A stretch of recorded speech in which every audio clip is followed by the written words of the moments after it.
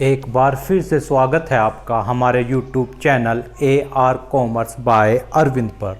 Economics की जो series शुरू की है उसमें हमने नेशनल इनकम को 2 वीडियो में अच्छी तरह से क्लियर कर लिया है, समझ लिया है। ठीक है, आज हम अपना नया टॉपिक लेते हैं। नया टॉपिक बेरोजगारी, अनएम्प्लॉयमेंट। बेरोजगारी क्या होती है, अनएम्प्लॉयमेंट क्या होती है, इस चीज़ को देखते हैं। ठीक है जी, शुरू करते हैं कि बेरोजगारी वह आर्थिक स्थिति है जिसमें व्यक्ति को उचित समय, ध्यान देंगे, उचित समय पर उसकी योग्यता के अनुसार उचित मूल्य पर रोजगार नहीं मिलता है ना। बेरोजगारी क्या है, बेरोजगारी वह आर्थिक स्थिति है, इकोनॉमिकल कंडीशंस है ना।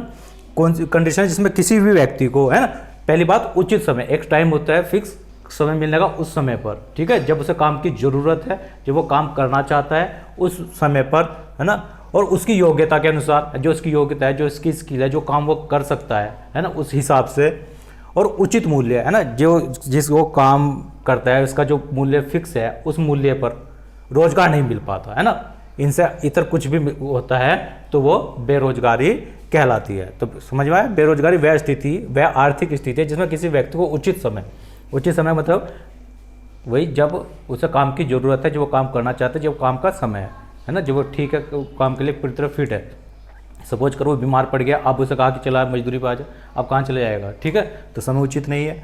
और उसकी योग्यता, है ना, उसकी योग्यता, है ना, वो एक अगर अच्छा एजुकेटेड आदमी है तो उसे अगर वो मजदूरी पे जा रहा तो वो भी बेरोजगार वाली कंडीशन ही है।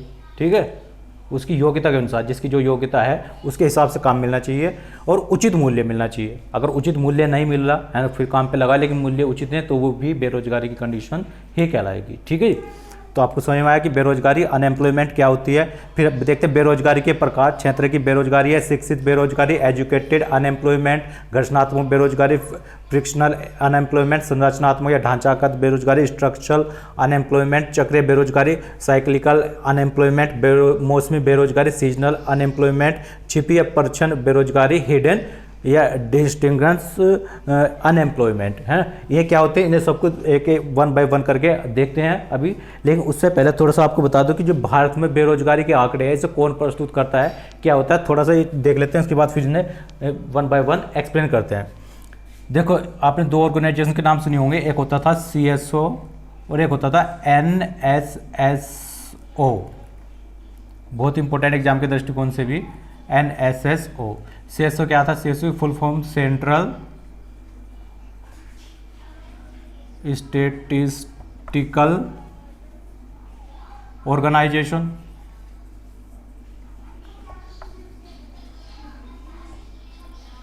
ठीक है, CSO सेंट्रल स्टैटिस्टिकल ऑर्गेनाइजेशन, जिसकी स्थापना 2 मई 1951 को हुई थी।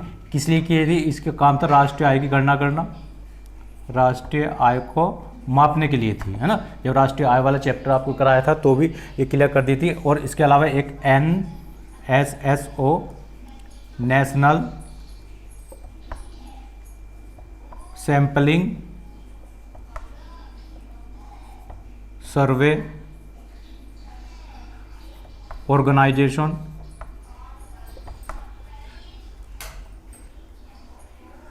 जिसका नाम बाद में बदलकर नेशनल सैंपल सर्वे ऑफिस हो गया था। ठीक है, इसकी स्थापना 1950 में हुई थी, इससे पहले हो गई थी, CSO से पहले। और उसका काम क्या था, भारत में गरीबी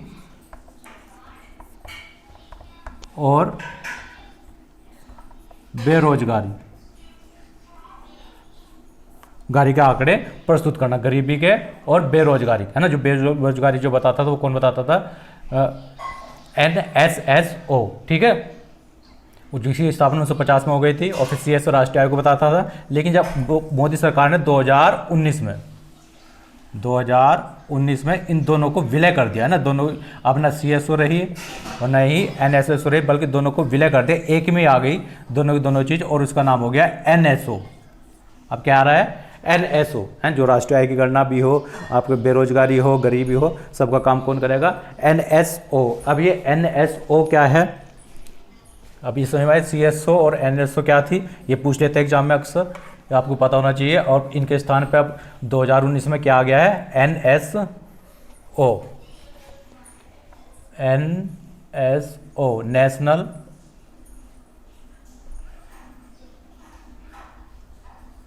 स्टेटिस्टिकल ऑफिस, ठीक है जी, नेशनल स्टेटिस्टिकल ऑफिस आ गया NSO, जिसकी स्थापना 2019 में हुई है। किसको? CSO और NSO को विलय कर और ये क्या करता है, बेरोजगारी का अगर अनुमान यही लगाएगा, बेरोजगारी का भी, गरीबी का भी और राष्ट्रीय आय का भी, राष्ट्रीय आय सबका आंकड़े लगाएगा। तो एग्जाम के दृष्टिकोण से इस चीज़ को आप याद कर सकते हैं। पूछ लेते हैं बेरोजगारी का अनुमान कौन लगाया, पहले NSSO लगा रहा था, अब NSO लगा के राष्ट्रीय आय की गणना अब NSO ही करेगा, गरीबी की गणना भी NSSO ही करेगा। आज के टॉपिक में हम बेरोजगारी समझते हैं, अगली वीडियो में गरीबी समझेंगे, ठीक है, पॉवर्टी क्या होती है। फिलहाल आज हम क्या समझ रहे हैं, अनएम्प्लॉयमेंट, बेरोजगारी। तो बेरोजगारी आप समझे थ्योरेटिकल वह आर्थिक स्थिति है जिसमें व्यक्ति को उचित समय पर उसकी योग्यता के अनुसार उचित मूल्य पर रोजगार नहीं मिलता। अभी बेरोजगारी होती कितनी है ना, वैसे बहुत तरह की होती है, मेनली 6 जो पार्ट लिखे हैं, इसके 6 टाइप्स लिखे हैं, इन्हें देखते हैं। सबसे पहली शिक्षित बेरोजगारी, एजुकेटेड अनएम्प्लॉयमेंट, ठीक है जी।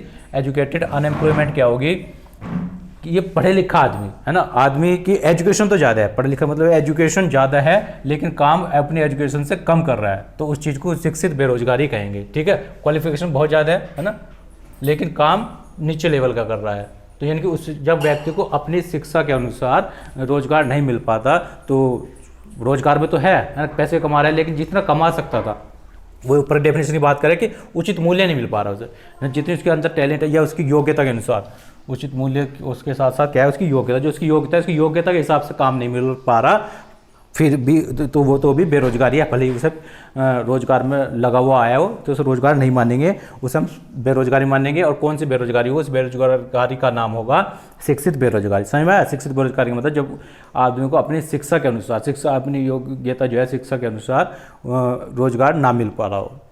फिर बात करते हैं घर्षणात्मक बेरोजगारी।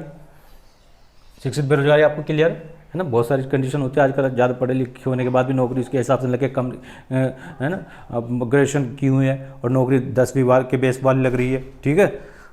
तो रोजगार में तो है लेकिन फिर भी बेरोजगारी है, कौन सी? शिक्षित बेरोजगारी। अब घर्षणात्मक यानी फ्रिक्शनल अनएम्प्लॉयमेंट की बात करें, फ्रिक्शनल अनएम्प्लॉयमेंट या घर्षणात्मक बेरोजगारी क्या होती है? यह थोड़ी अल्पकालीन होती है, पहली बात तो, ठीक है। होती क्या है, जब वो जो मांग है किसी वस्तु की मांग, किसी प्रोडक्शन की मांग, जिसे हम काम कर रहे हैं, मांग में अपडेट आ गया हो। अपडेट मतलब थोड़ा सा उसमें अभी कोई क्लर्क है कहीं क्लर्क लगा हुआ है किसी ऑफिस में, अभी वो मैनुअल वर्क कर रहा था, लेकिन अब उसी काम को करने के लिए इसे कंप्यूटर की दक्षता की जरूरत होगी, है। और जब कंप्यूटर नहीं आ रही तो उसे कंप्यूटर सीखना पड़ेगा। जब तक तो कंप्यूटर सीख रहा है तो बेरोजगार है, कंप्यूटर सीखने के बाद फिर वो वहीं काम पे लग जाएगा, तो अल्पकालीन होगा। इसे उसमें अपने आप को अपडेट करना होगा, नई नई टेक्नोलॉजी जो आ रही है उस टेक्नोलॉजी के हिसाब से मतलब काम वही है, थोड़ा सा उसमें अपडेशन की जरूरत है, अपग्रेडेशन की जरूरत है, अपडेट होने की जरूरत है। तो जब तक हम अपडेट हो रहे हैं तब तक बेरोजगार होंगे, तो वो बेरोजगारी घर्षणात्मक बेरोजगारी कहलाएगी, है ना। जैसे वो अपडेट हम प्राप्त कर लेंगे तो वो बेरोजगारी समाप्त हो जाएगी। तो इस तरह की बेरोजगारी घर्षणात्मक बेरोजगारी होगी। अगली होती है संरचनात्मक बेरोजगारी। संरचनात्मक बेरोजगारी क्या है? जब किसी वस्तु की मांग में चेंज हो जाए, तो मांग में अगर अपडेट हो रहा है, अपडेट की जरूरत है, अपडेट की थोड़े टाइम, महीने 2 महीने 3 महीने की ट्रेनिंग लेकर उस अपडेट को प्राप्त किया जा सकता है ना, उस नई स्किल को प्राप्त किया जा सकता है, तो बेरोजगारी समाप्त हो जाएगी। बहुत ही अल्पकालीन होती है, अल्पकालीन घर्षणात्मक बेरोजगारी, फ्रिक्शनल अनएम्प्लॉयमेंट। लेकिन संरचनात्मक बेरोजगारी क्या होगी? जब मांग में चेंज हो जाए पूरी तरह से, ठीक है। यानी कि अब वो वस्तु जैसे मान के चलो हम पहले जो है स्कूटर चला रहे थे, है ना, तो स्कूटर की डिमांड थी बाज़ार में, है ना। स्कूटर बनाने वाले मैकेनिक मिस्त्री सबकी मांग थी, सब रोजगार लगा हुआ था। लेकिन अब स्कूटर की जगह कार की डिमांड होगी, स्कूटर की चेंज हो गया, स्कूटर की जगह कार ने ले ली या मोटरसाइकिल ने ले ली, ठीक है। तो अब जो बेरोजगारी आएगी, जो अब स्कूटर के मैकेनिक थे सब चीज़ बेकार हो गए, क्योंकि अब कार के लिए नए टेक्नीशियन की ज़रूरत पड़ेगी, ठीक है। तो इस तरह की जो संरचनात्मक जो ढांचे चेंज हो गया है ना, मांग में ही चेंज हो गया, तो वो बेरोजगारी कैसे हुई? संरचनात्मक बेरोजगारी। ठीक है, इसके बाद बात करते हैं चक्रीय बेरोजगारी। चक्रीय बेरोजगारी क्या है कि मांग भी खत्म हो जानी, बिल्कुल मांग का समाप्त हो जाना है। अब वो मांग रही नहीं बिल्कुल भी। अपग्रेडेशन की चलो स्कूटर से कार मोटरसाइकिल पे चले गए तो थोड़ा सा वहाँ जा सकते हैं, लेकिन आगे ऐसे कि अब वो चीज़ बननी ही बंद हो जाए बिल्कुल। ठीक है, चक्रीय बेरोजगारी क्या है? वो मांग ही बिल्कुल पूरी तरह समाप्त हुई, पूरा चक्र समाप्त हो गया, तो चक्रीय बेरोजगारी होगी। जैसे पहले कीपैड के है नोकिया के मोबाइल आ रहे कीपैड वाले, अब उनकी मांग ही नहीं है, डिमांड ही नहीं है, तो अगर जो स्किल इनकी स्किल रखता था वो बिल्कुल बेरोजगार हो गया। ठीक है, अब क्योंकि एंड्रॉयड और आईफोन का ज़माना है तो नोकिया का काम बिल्कुल जो बंद हो गया, नोकिया कीपैड मोबाइल्स का, तो इसमें लगे हुए आदमी को जो बेरोजगारी होगी वो चक्रीय बेरोजगारी होगी। फिर बात करते हैं अगली मौसमी बेरोजगारी यानी सीजनल अनएम्प्लॉयमेंट की। सीजनल एम्प्लॉयमेंट जनरली कृषि में होती है ना, कि मौसम के अनुसार है ना, कुछ चीज़ ऐसी होती है, जैसे आप मान के चलो कोल्ड ड्रिंक का ही काम है ना, कोल्ड ड्रिंक ठंडे का काम है, कोल्ड ड्रिंक का काम, तो कोल्ड ड्रिंक का गर्मियों का काम है। अगर कोई आदमी सिर्फ कोल्ड ड्रिंक के काम लगता है, कोल्ड ड्रिंक की फैक्ट्री में लगा हुआ है, तो गर्मियों में रहेगी, सर्दियों में तो काम बंद हो जाएगा।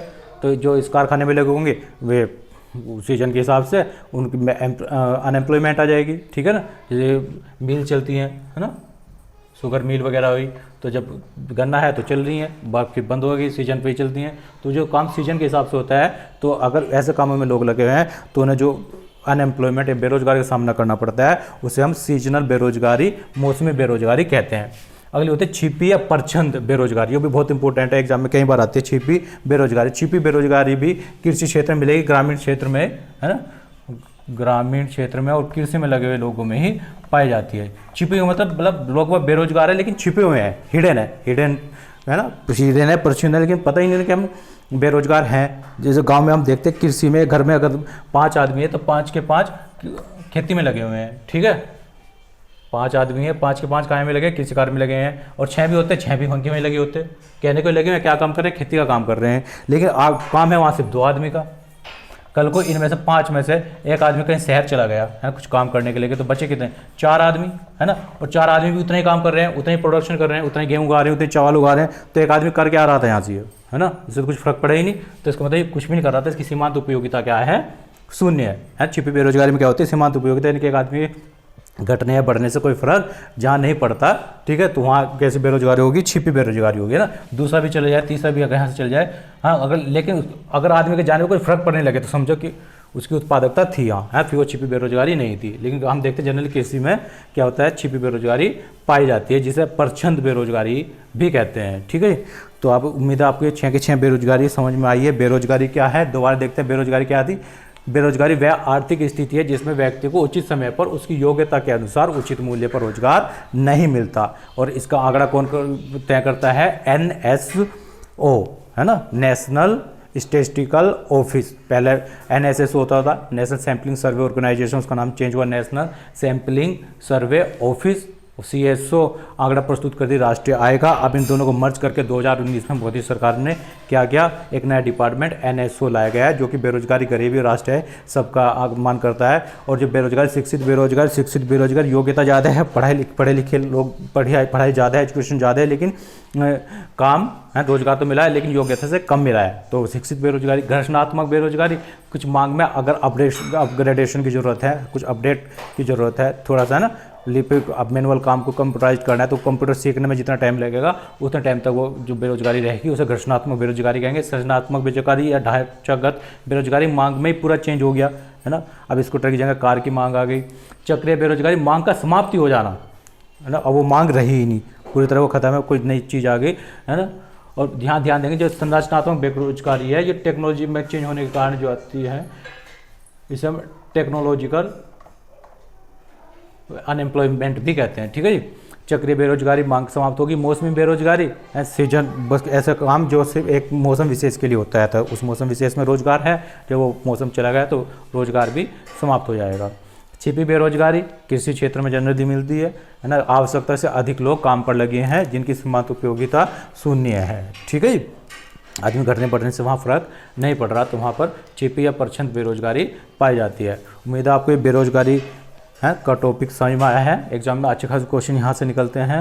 अगली वीडियो में हम बात करेंगे गरीबी, पॉवर्टी क्या होती है, क्या कितने प्रकार होते हैं, सबको अच्छी तरह से समझेंगे। लेकिन उससे पहले आप हमारे चैनल को सब्सक्राइब जरूर कीजिए, है ना। ज़्यादा से ज़्यादा सब्सक्राइबर दीजिए ताकि वीडियो कंटिन्यू आती रहे, है। मिलते हैं अगली वीडियो में, तब तक के लिए धन्यवाद।